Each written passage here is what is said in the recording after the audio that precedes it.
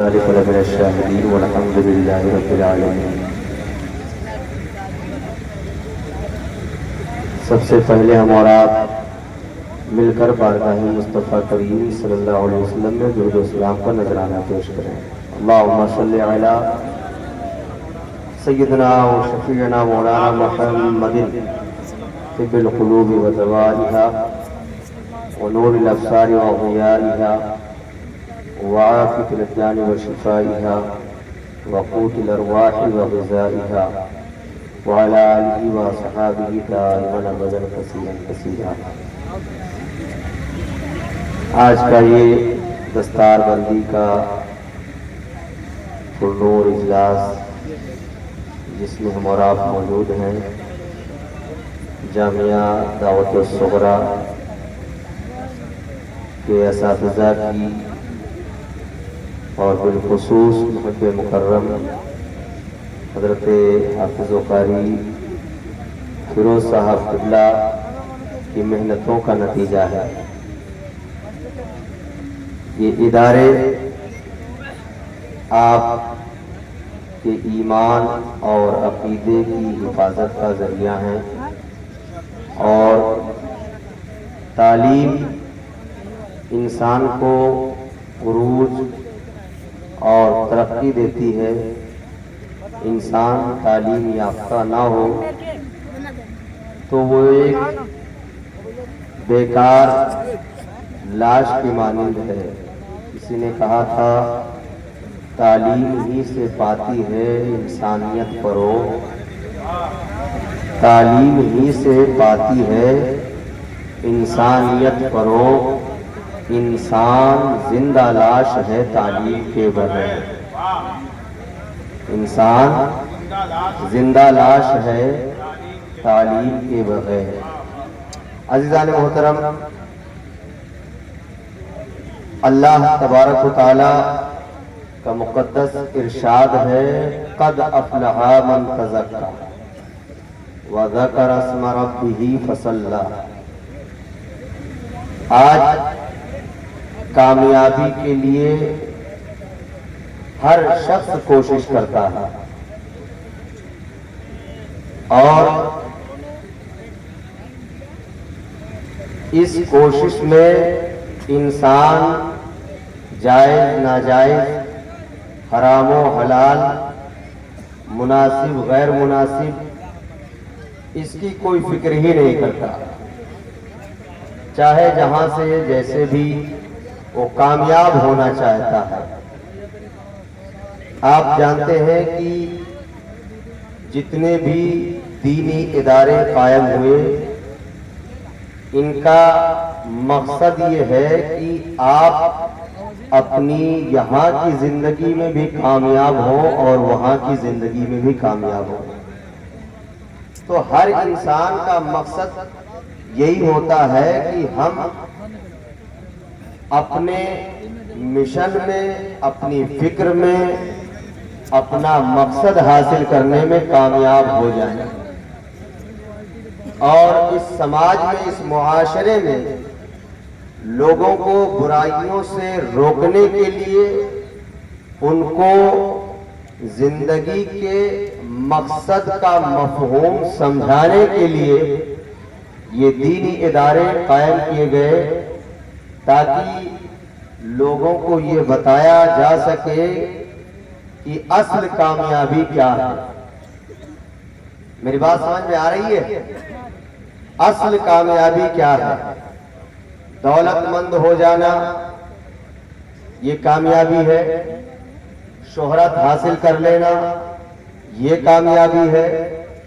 آپ جس طریقے سے بھی کامیاب ہونا چاہتے ہیں اس میں کامیاب ہو جائیں تو کیا یہی کامیابی ہے؟ اس پر اگر آپ غور کریں گے تو نتیجہ یہی نکلے گا کہ دنیا جسے کامیابی کہتی ہے وہ کامیابی نہیں۔ پڑھ کر کے بھی بہت سے لوگ ناکام رہتے ہیں، اس لیے دین کی تعلیم کی ترغیب دی گئی۔ کیوں؟ انسان پڑھ لکھ کر کے بھی ایسے کام کرتا ہے کہ اس سے بہتر تو یہ تھا کہ وہ نہ پڑھتا،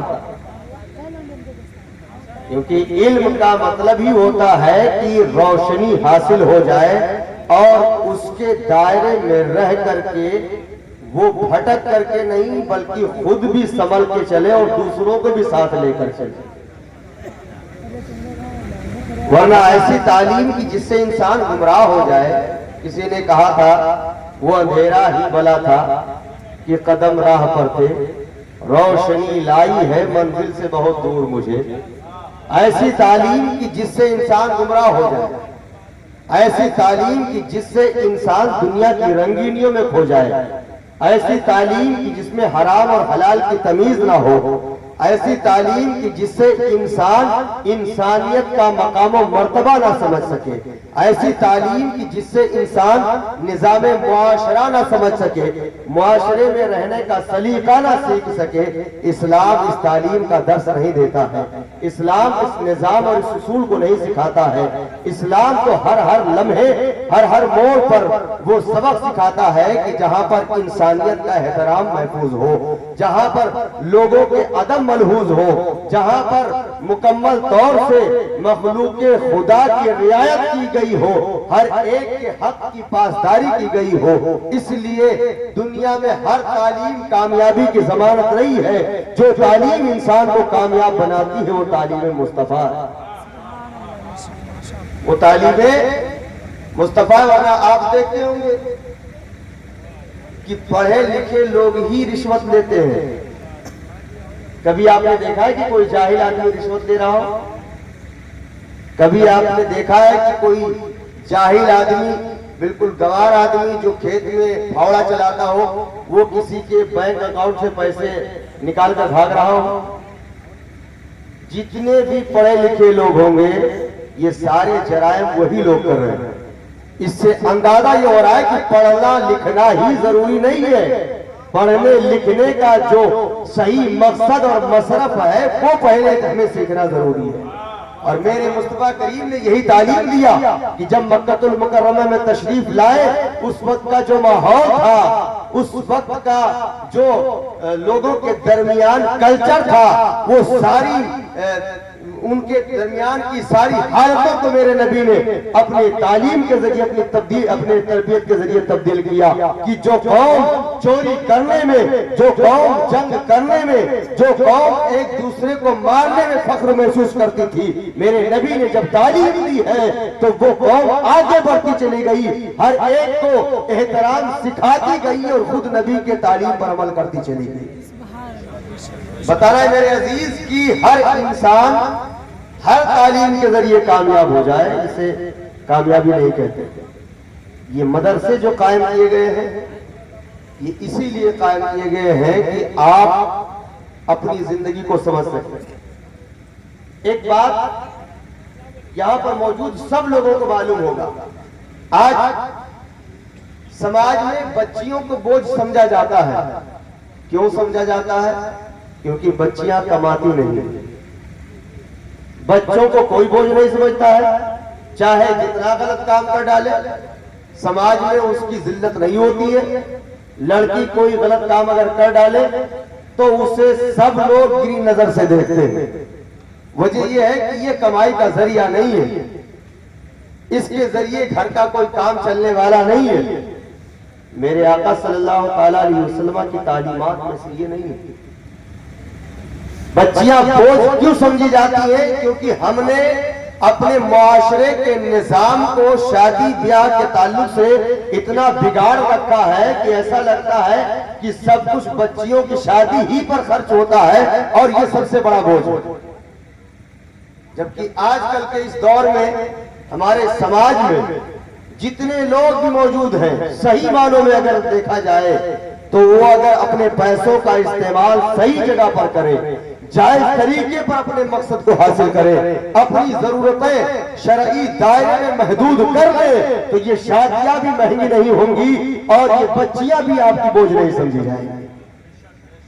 مگر جتنے دولت مند لوگ ہیں چلے جائیے تو ایسا لگتا ہے کہ کوئی نواب صاحب ہیں کہ رات کی بارات اب چل رہی ہے۔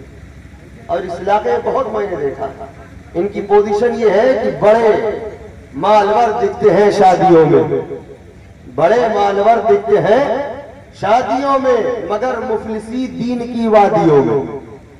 جب دین کی بات آتی ہے تو ان سے بڑا فقیر کوئی نہیں نظر آتا ہے، اور جب شادی بیاہ کی بات آتی ہے تو یہ مونچھ کھینچتے ہوئے اپنی دولتوں کی نمائش کرتے ہیں۔ یاد رکھو میرے عزیز، یہ دولتیں اگر تمہارے پاس آئی ہیں تو یہ دولتیں تمہیں چھوڑ کر کے بھی چلی جائیں گی۔ میرے آقا نے تو یہاں تک تعلیم دی ہے کہ جب تمہارے پاس کوئی روٹی کا انتظام ہو جائے تو اس کا بھی احترام کرو، کیونکہ جس گھر سے یہ روٹی نکل جاتی ہے واپس پلٹ کر کے نہیں آتی۔ ہم نے اپنی دولتوں کو پانی کی طرح ناجائز کاموں کے لیے اس طرح بہا دیا ہے، جہاں پر جائز مقصد ہو، ضرورت کی باتیں ہو، وہاں خرچ کرنے میں ہماری ہمتیں پست ہو جاتی ہیں، ہم بالکل فقیر ہو جاتے ہیں، ہم اپنی مجبوری اور اپنا عذر بیان کرنا شروع کر دیتے ہیں، اور جب دکھاوے کی بات آتی ہے تو لوگ قرض لے لے کر کے، بینکوں سے لون لے لے کر کے سب کچھ کر ڈالتے ہیں۔ ہو رہا ہے کہ نہیں ہو رہا ہے میرے سماج میں ایسے؟ ارے ہو رہا ہے نا میرے بھائی؟ کچھ لوگ تو ایسے بھی کہ ابا کی قرآن خوانی کے نام پر بھی چندہ کرے لاتے، ابا قرآن خوانی ہے چندہ دے دو۔ یہ اس لیے ہو رہا ہے کیونکہ سماج پڑھا لکھا نہیں ہے، مدرسوں کی قدر ہم نے ختم کر دی، یہ نہ سمجھا کہ یہاں سے ہمیں تعلیم کیا مل رہی تھی۔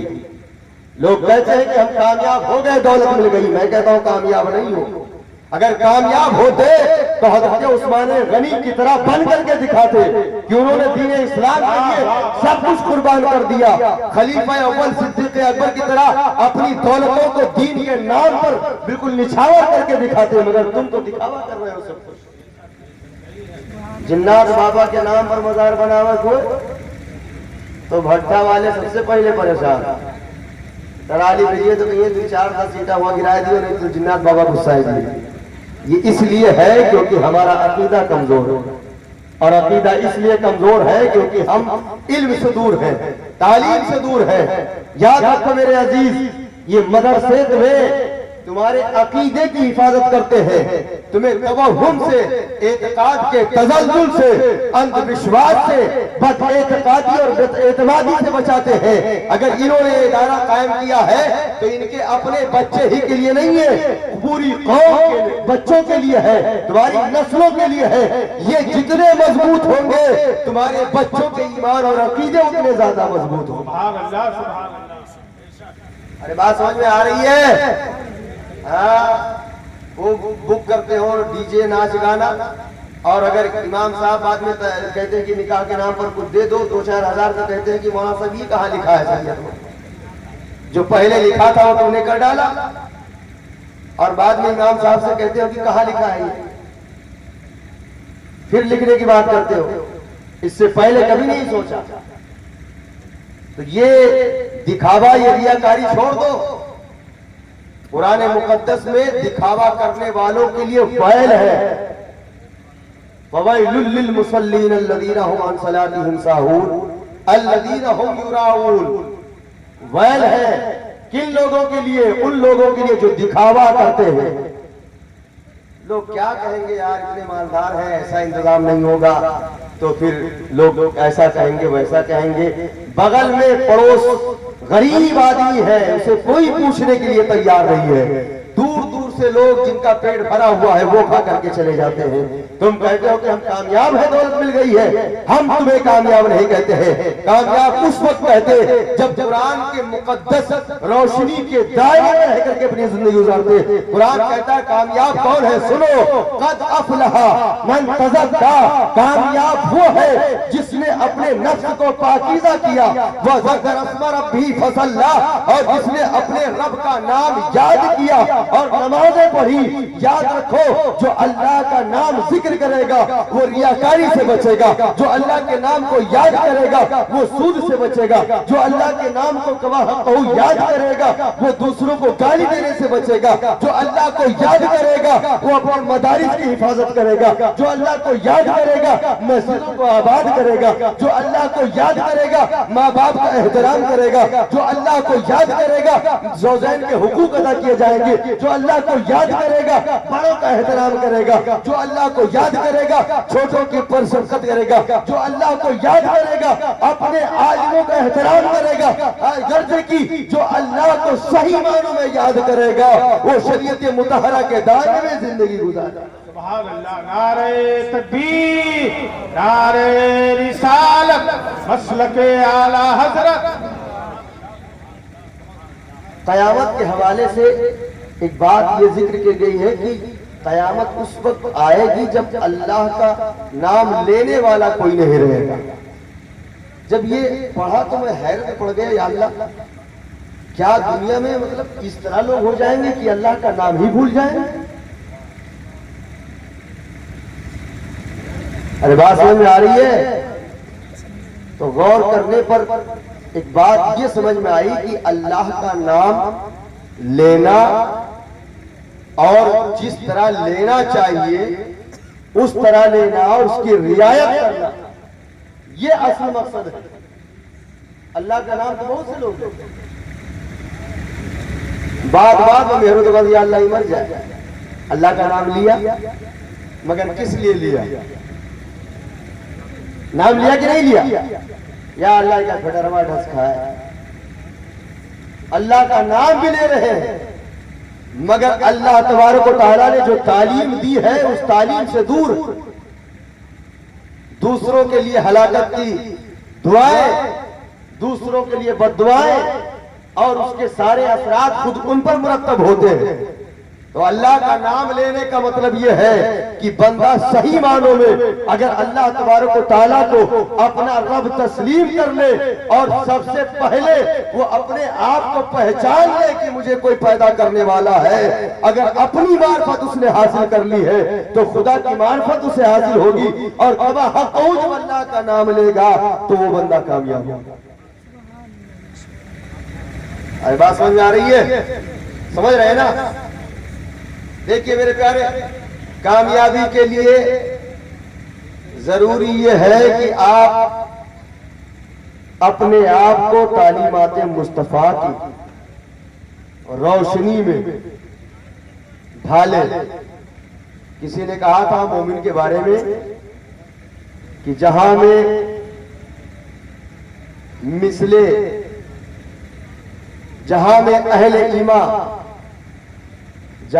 اہل ایمان مثل خورشید جیتے ہیں، ادھر ڈوبے ادھر نکلے، ادھر ڈوبے ادھر نکلے. مسلمان کی شان یہ ہوتی ہے کہ یہ ڈوبتا نہیں ہے کبھی. جہاں کہیں بھی ڈوبتا ہے تو کسی نہ کسی طرف طلوع ہونے کے لیے یہ پھر ڈوبتا ہے.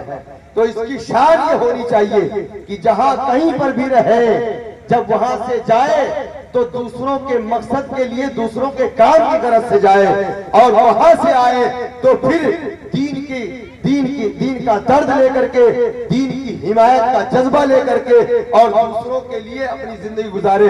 جب اس طریقے پر مسلمان زندگی گزارے گا، اپنے معاشرے سے ایک دوسرے سے جڑا ہوا ہوگا، ایک دوسرے کے دکھ درد میں شریک ہوگا، تو یہ مسلمان پھر کامیاب ہوگا.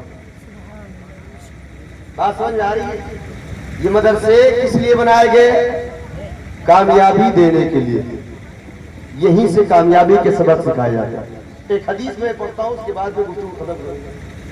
مدارس کے ذریعے تعلیم دی جاتی ہے. ایک حدیث میں ہے آقا کریم صلی اللہ تعالی علیہ وسلم سے اللہ نے ارشاد فرمایا، یا محمد هل تدری فیما یختصم الملأ الاعلی، اے نبی یہ بتائیے کہ آپ جانتے ہیں کہ فرشتے کس چیز کے بارے میں گفتگو کر رہے ہیں؟ حالانکہ یہ معلوم ہی ہے مگر بندوں کو بتانے کے لیے اللہ کے رسول نے عرض کیا، نام اے اللہ مجھے معلوم ہے کہ فرشتے کس بارے میں گفتگو کر رہے ہیں. عرض کیا فی الکفارات، یہ فرشتے کفارہ کے بارے میں گفتگو کر رہے ہیں. توجہ ہے؟ توجہ ہے؟ کس کے بارے میں؟ کفارہ کے بارے میں. اور کفارہ کا مطلب گناہوں کو مٹانے کے سلسلے میں کہ گناہ مٹتا کیسے ہے. آج تو گناہ پر گناہ انسان کیے جاتا ہے مگر وہ مٹانے کی فکر نہیں کرتا.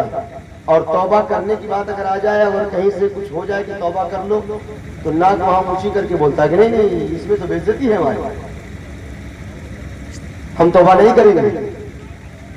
حالانکہ توبہ کرتے رہنے سے بندہ ذلیل نہیں ہوتا ہے بلکہ کامیاب ہوتا ہے۔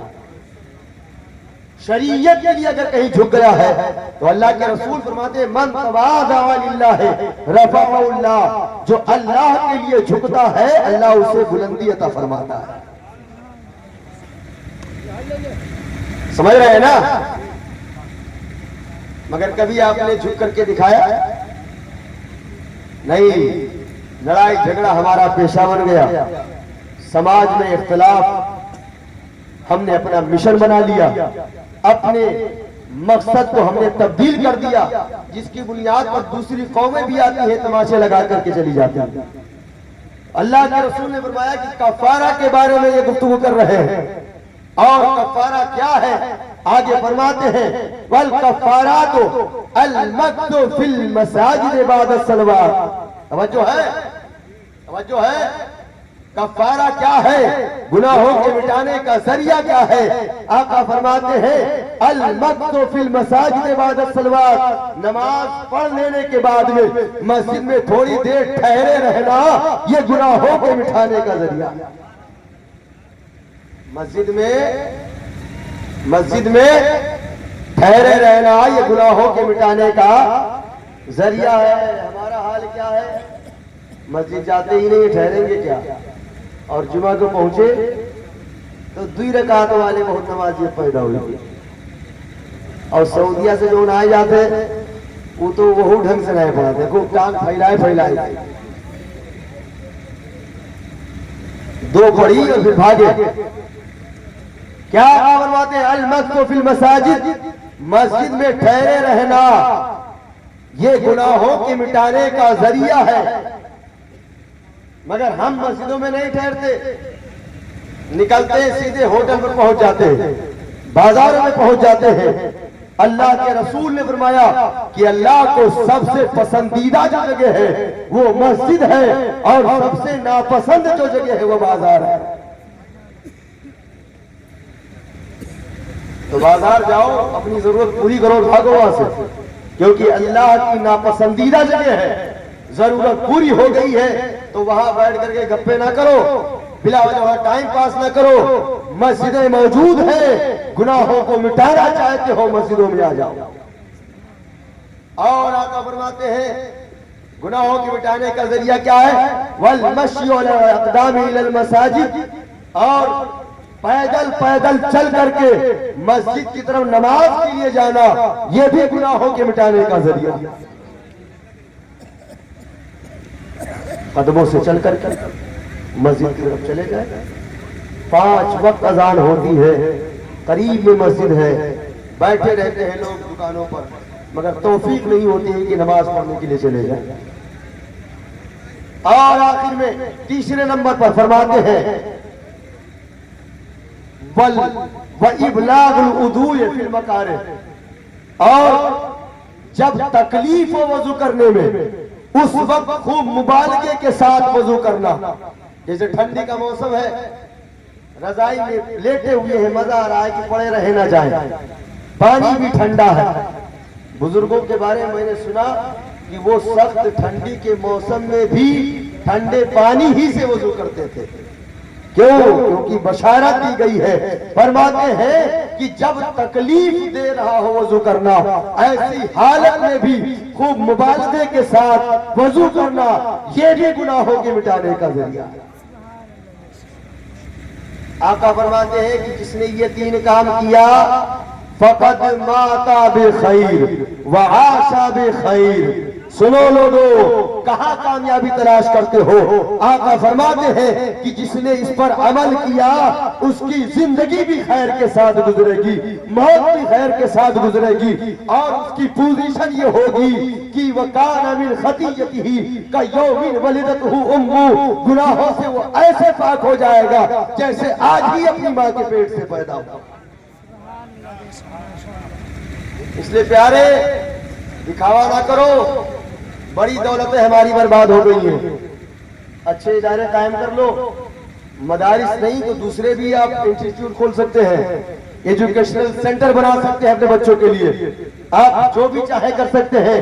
मैं आज भी कहता हूं कि मुसलमान कौम आज के दौर में गरीब नहीं रही कि ये मोहताज हो, और इससे ज्यादा दुनिया में सदकात और खैरात करने वाली कोई कौम भी नहीं है। ये चाहे तो अपनी ताकत अपनी दौलत की बुनियाद पर बहुत कुछ कर सकती है।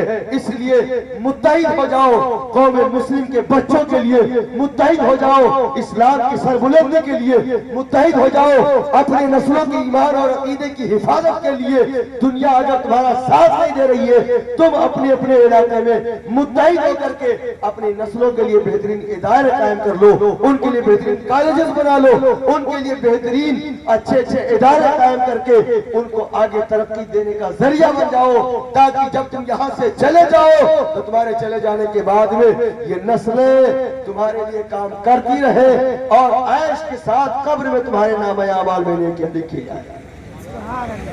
ये पैगाम इस जलसे से लेते जाए, कद अफलहा मन तज़क्का, कामयाब वो है जिसने अपने आप को साफ और शफाफ किया, सुथरा किया, सिर्फ दिखाने के लिए नहीं बल्कि हकीकत में दिल से जो पाक होता है, हकीकत में वही पाक होता है।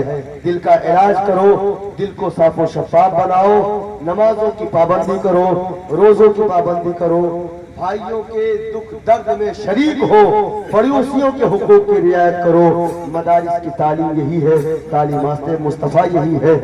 अल्लाह की बारगाह में दुआ है मौला ताला इस इदारे को, इसके तमाम असातिज़ा को, बिलखुसूस हमारे कारी साहब को खूब बरकतें अता फरमाए, इल्म नाफ़े अता फरमाए और इनकी उम्र में, इल्म में, अमल में बेपनाह बरकतें अता फरमाए। अस्तगफिरुल्लाह रब्बी मिन कुल्लि ज़ंबि व अतूबु इलैह व आखिरु दअवाना अनिल हम्दुलिल्लाहि रब्बिल आलमीन। अस्सलामु अलैकुम।